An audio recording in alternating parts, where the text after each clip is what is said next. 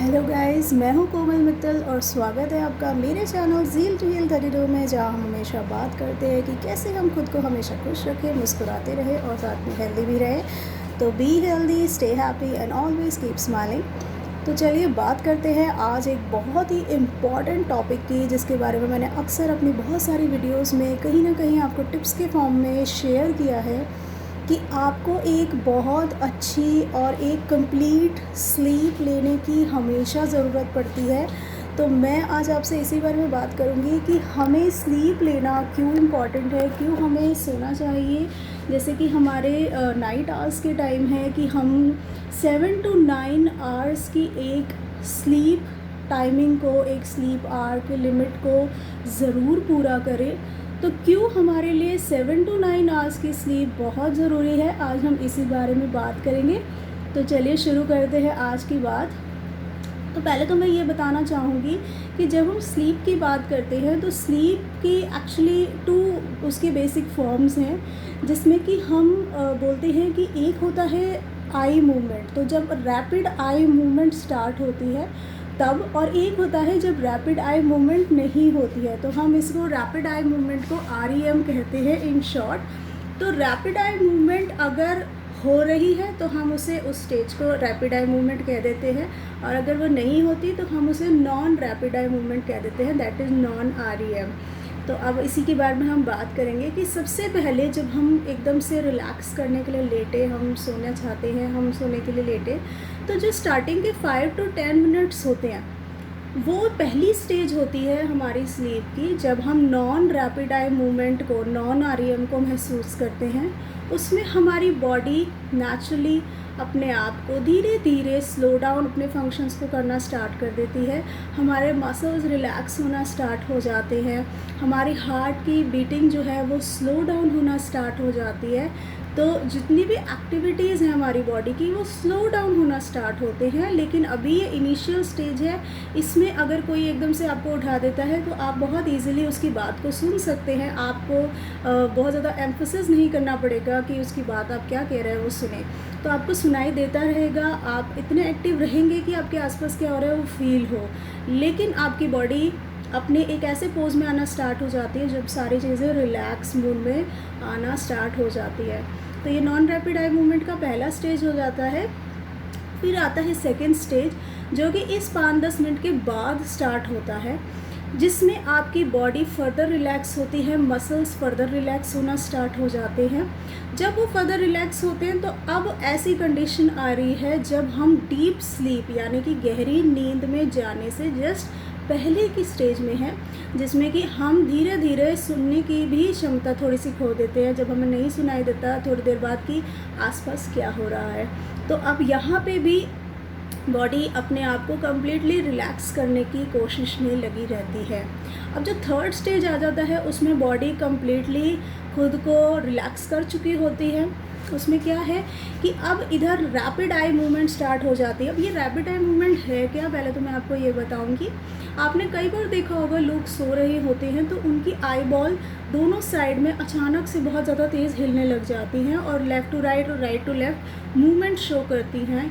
तो वही एक टाइम है जब वो बहुत ज़्यादा गहरी नींद में सो रहे होते हैं और अपनी रैपिड आई मूवमेंट की स्टेज को अटेन कर चुके होते हैं। जब हम रात को सोते हैं 7 to 9 आवर्स के लिए, तब हम इस स्टेज को अटेन कर पाते हैं। लेकिन अगर हम नॉर्मल स्लीप की बात करें तो 90 मिनट्स, जैसे हम कहते हैं 1.5 आवर्स, और या फिर आप कह लीजिए 1.5 घंटे बाद हम इस स्टेज को, इस थर्ड स्टेज के बाद जो स्टेज है रैपिड आई मूवमेंट की, इसको अटेन कर पाते हैं। अब रही बात कि ये क्यों इम्पॉर्टेंट है, तो ये बहुत ज़्यादा इम्पॉर्टेंट है, मैं इस बारे में बात करूँगी। रैपिड आई मूवमेंट के स्टेज में आपकी बॉडी टेम्पररीली पैरालाइज हो जाती है। आप ड्रीमिंग स्टार्ट कर देते हैं, आप सपने देख पाते हैं, लेकिन आप उसको इनेक्ट नहीं कर पाते क्योंकि आपकी बॉडी पैरालाइज हो चुकी होती है टेम्पररीली। अगर वो टेम्पररीली पैरालाइज नहीं होगी तो जो भी आप ड्रीम कर रहे हैं वो आप इनेक्ट करना स्टार्ट कर देंगे, तो वो बहुत ही डेंजरस कंडीशन हो सकती है। तो इसीलिए ये भी एक बहुत ही बेनिफिट हमें बॉडी खुद ही देती है कि हम अपने आप को रिलैक्स कर सकें। रैपिड आई मूवमेंट की स्टेज इम्पॉर्टेंट क्यों है, अब मैं आपको ये बताऊंगी। एक तो ये कि ये जैसे बच्चे होते हैं उनकी ब्रेन डेवलपमेंट में हेल्प करती है, ब्रेन को ईज़िली रिलैक्स आउट करते हैं तो उसकी डेवलपमेंट अच्छी होती है, ग्रोथ अच्छी हो सकती है। दूसरा आप ये देखिए जो उनकी मेमोरी जो होती है कंसोलिडेट करने में उसको हेल्प करती है, मेमोरी को शार्पन करती है, लर्निंग एबिलिटीज़ को बच्चे के वो बढ़ने में हेल्प करती है। तो ये सारे रीजंस है कि जो रैपिड आई मूवमेंट की स्टेज है, REM की स्टेज है, वो इतनी इम्पॉर्टेंट है। दूसरी चीज़ मैं ये कहूँगी कि अगर हमें अपनी बॉडी के इम्यून सिस्टम को एक्टिवेट रखना है तो सोना बहुत ज़रूरी है। तो ये REM की स्टेज ही है जो कि हमारी बॉडी के इम्यून सिस्टम को एक्टिवेट करती है। जब ये एक्टिवेट कर देती है तो हमारी बॉडी का इम्यून सिस्टम एक प्रोटीन रिलीज़ करता है जिसको हम साइटोकाइंस कहते हैं, और ये नेचुरली हमारी बॉडी के किसी भी इन्फ्लेमेशन को, किसी भी तरह की कोई इन्फेक्शन हो रखा है, कोई आप इमोशनल या मेंटल ट्रॉमा से गुजरे हैं, कोई आपको चोट लगी है उसकी हीलिंग करनी है, आप बीमार हैं उसकी हीलिंग करनी है, इन्फेक्शन को हील करना है, ऑटोमेटिकली आप बिलीव नहीं करेंगे, ऑटोमेटिकली आपकी बॉडी का ये जो प्रोटीन साइटोकाइन रिलीज़ होता है during sleep, during the stage of REM, ये ऑटोमेटिकली बॉडी के इम्यून सिस्टम को एक्टिवेट करके इन प्रॉब्लम्स को हील करता है। तो ये बहुत ही अच्छी चीज़ है।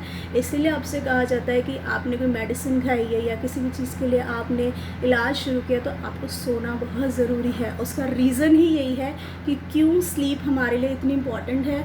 और मैंने अपनी हर वीडियो में आपसे कहा है कि आप प्लीज़ एक प्रॉपर स्लीप आवर्स को फॉलो कीजिए, प्रॉपरली स्लीप कीजिए, बहुत ज़रूरी चीज़ है। तो यही रीज़न है।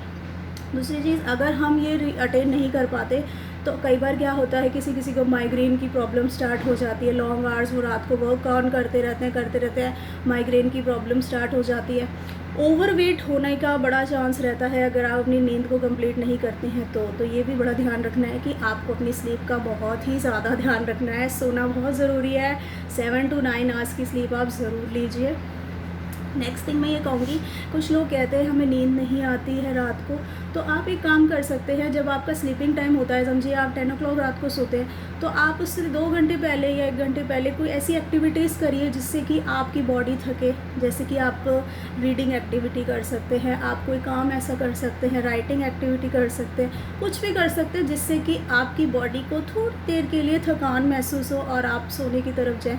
इस बात का हमेशा ध्यान रखिए, अगर आपको नींद नहीं आ रही तो ज़बरदस्ती बेड पे मत लेटे रहिए, वो आपको इंसोम्निया की तरफ ले जाएगा और आप आगे जाके बहुत सफ़र करेंगे।